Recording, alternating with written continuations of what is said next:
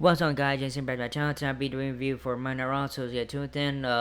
This show was not live; it was taped because they're in London right now and stuff. So just letting you guys know. So anyways, tuned in. This show kick out with Rhea Ripley backstage as she makes her way to the ring. Welcome to Raw. Ripley gets in the ring to address her ongoing battle with Liv Morgan. We see clips from Bad Blood and SmackDown. Ripley gets on the mic and says this isn't ending, and she still has unfinished business with Liv Morgan and Raquel Rodriguez. She calls out Liv and Raquel, but instead Tiffany comes out with her Money Bank briefcase. Stratton is here because she has a message from Nia Jax. Stratton tells Ripley to stay out Jax's business or she'll have a big problem. Ripley says she doesn't have time for this as it isn't Tiffy time. Both women get in each other's faces until Rodriguez and Morgan crash the party. Rodriguez takes out Stratton and Morgan goes after Ripley. They use Stratton's briefcase to take out both ladies. We cut to video package promoting the WWE Women's Tag Title match between Damage Control and Jade Cargill and Bianca Belair. Appears backstage. Rhea Ripley comes by and says she wants Liv and Raquel tonight. Pierce tells her that she needs a partner for the match. Tiffany Stratton comes by and says Nick Aldis would never let something like this happen to her. Pierce suggests Stratton as Ripley's partner. Ripley agrees. Oh my god, the scrolling thing. Hold on. Sorry, guys. Alright, first match coming up. WWE Women's Tag Title match. Bianca Belair and Jade Cargill, who are the champions, versus Damage Control. Io Sky and Kairi Sane, Lash Legend, and Dakota Jackson are shown in the audience to watch this match. Cargill and Belair are in the ring as Io Sky and Kairi Sane make their way to the ring. The bell rings. Sky and Cargill start the match, and Cargill sends Sky to the mat with a shove. Sky drop kicks Cargill, who then takes Sky and tags Belair, the tag champs, double team Sky and get a near fall. Belair slams into Sky in the corner and tries for a suplex, but Sky counters and tags out and Damage Control double team Belair and knock Cargill outside the ring. She gets taken out outside the ring by Cargill, who then gets smoked by a crossbody by Zayn to the outside. We cut to commercial. Alright, back in the ring, Sky has Belair in the headlock, and Belair counters to a brightening pin for a near fall. Sky then drills Belair, but Belair comes excuse me, I'm sorry, guys. Comes back with a huge spear on Sky. Both women to go tag out. Zayn hits Cargill with chops and an elbow. Zayn gets Cargill in a chokehold. Zayn goes for a crossbody, but Jay catches Zayn and hits a backbreaker. Cargill hits a powerbomb on Zayn, but Sky breaks the pin. Cargill tags out, and the champs try to double team, but miss. Zayn sends Cargill out of the ring, and Sky who hits a missile drop kick on Belair. Sky throws Zayn onto Belair, who hits an elbow on Belair. Sky covers for a 2 count, and then heads to the top row and misses with a moonsault. Outside the ring, Belair and Cargill take out Zayn and then get into the faces of the Metal Girls. Sky hits a springboard moonsault on the champs.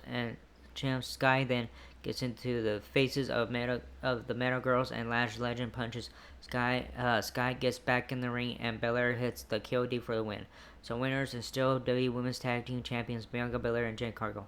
Alright, JD and McDonough and Finn Balor approach Adam Pearce. Belair demands a rematch with Priest. Pearce says they need to defend their titles, so he's setting a tournament to find challengers for them. Pearce leaves, and the rest of the Judgment Day comes by and Liv Morgan and asks, and Barry gets his rematch and introduces Raquel Rodriguez to Judgment Day, and it looks like Carleo is smitten with her.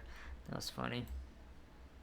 Alright, a veal package for American Made, and then after that, Brian Baker, a veal package also.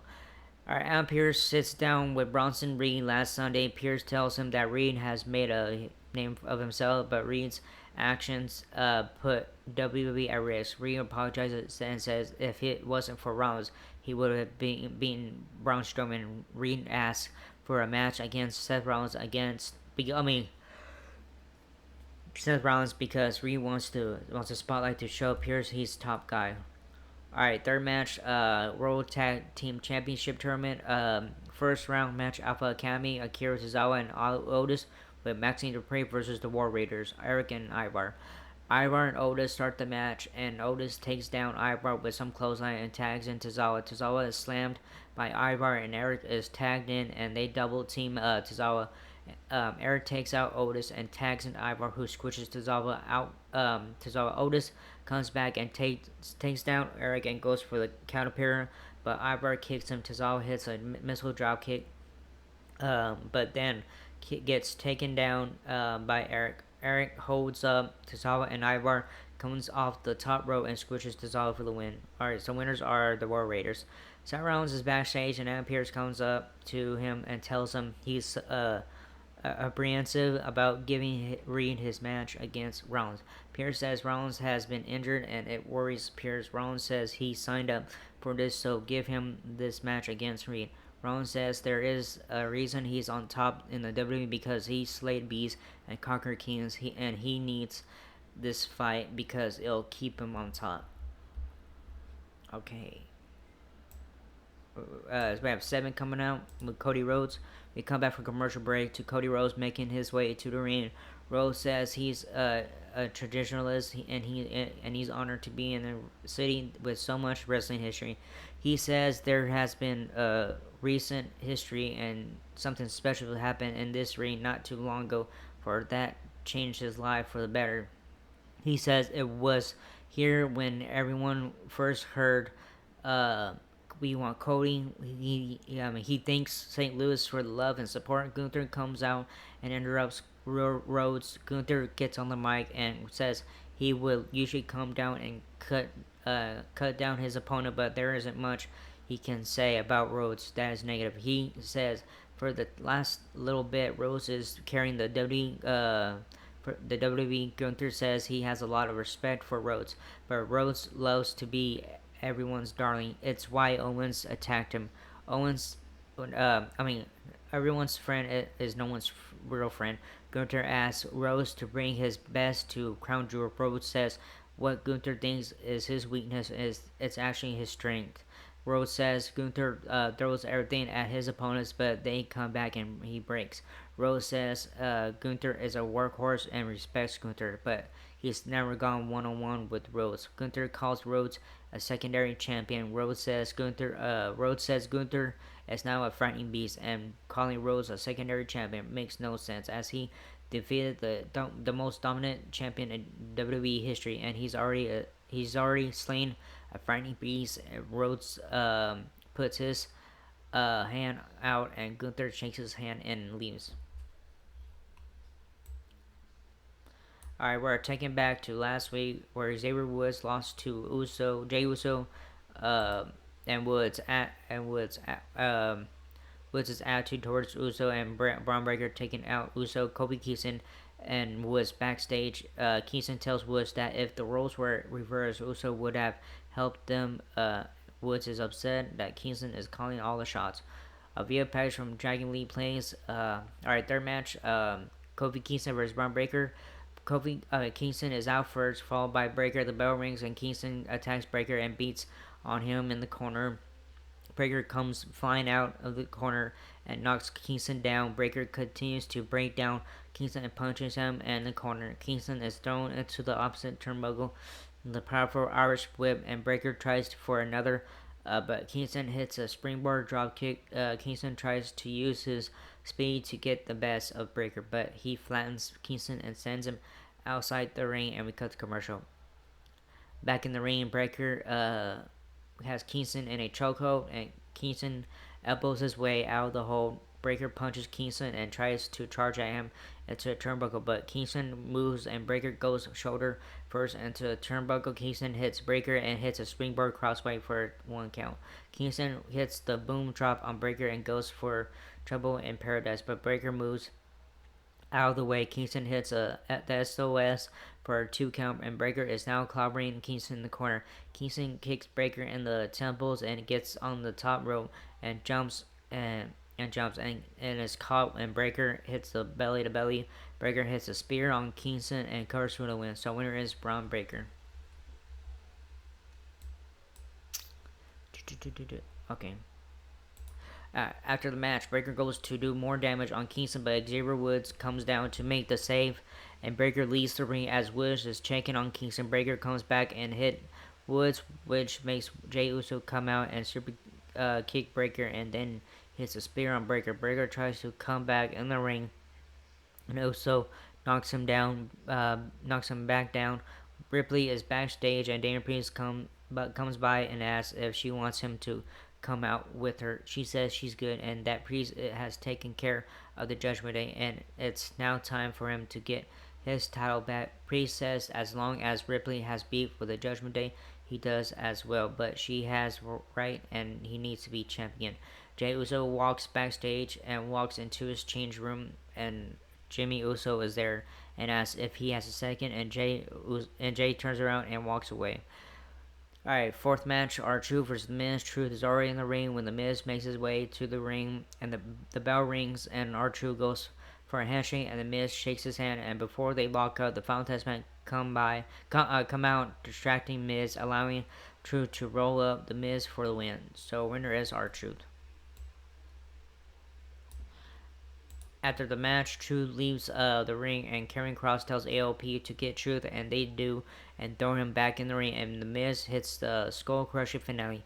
Backstage, Jimmy Uso is looking for Jey Uso. He finds Jey and asks him to please listen, and Jey says he said no, and to get out of his face. Our fifth match, main event, Rhea Ripley and Tiffany Stratton versus Liv Morgan and Raquel Rodriguez. Rhea Ripley and Tiffany Stratton come out first, and Ripley is not impressed with Stratton. Morgan and Rodriguez come out next. The bell rings. Ripley and Morgan start the match, and Morgan slaps Ripley, and Ripley headbutts Morgan and throws her around the ring. Morgan tags out to Rodriguez, and Ripley and Rodriguez circle each other. Tiffany tags herself in and flips around the ring. Rodriguez grabs Stratton, and Stratton sends her out of the ring. Tries to get at Rodriguez, and Stratton gets into Ripley's face. This allows Rodriguez to throw Morgan over the ropes and onto Ripley and Stratton, and we cut to commercial. Back from break, Morgan suplexes Stratton and covers for a 2 count. Morgan kicks Stratton in the corner and chokes her out. Rodriguez tags in, and Rodriguez throw each other into Stratton. Rodriguez hits a vertical suplex and covers for 2. Rodriguez hammers on Tiffany's back and connects with some punches. Rodriguez hit a backbreaker and slaps her in a stretch submission. Stratton kicks her way out of the hole, and Rodriguez uppercuts Stratton. Rodriguez covers for a 2 count. Stratton tags in Ripley, and Rodriguez tags in Morgan. Ripley makes quick work of Morgan and drop kicks Rodriguez off the apron. Ripley kicks Morgan in the face and hits the riptide, but Rodriguez breaks the count. Ripley throws Rodriguez out of the ring and tags in Stratton, who goes to hit a moonsault on Morgan, but misses. Ripley tries to hit the riptide on Rodriguez, but Nia Jax comes by and tags out Ripley. So winners are Rhea Ripley, and Tiffany Stratton. Alright, Jax gets in the ring to check on Stratton, and Ripley comes in and grabs Jax, and Morgan comes and hits Ripley. Jax then beats up Morgan and hits a Annihilator. Jax tells Stratton to cash in, and right before she can, Dirty Dom runs down and pulls Morgan out of the ring. Tiffy and Jax stand in the ring and stare down Rodriguez, Dom, and Liv as they retreat. The show goes off the air and stuff. Alright, that was a good show tonight and stuff, and yeah, it was a good show tonight. Yeah, way better. I'm guessing way better than Wrestle Dream this past Saturday and stuff. So yeah, anyways, that was a good show tonight and stuff. Hope you liked this video or not, whatever. I don't care. So yeah, subscribe, hit that button, leave a comment. If you guys want to leave a comment, I don't care what you guys do. That was it, and I'll see you guys in the next video for AEW Dynamite review. All right, laters.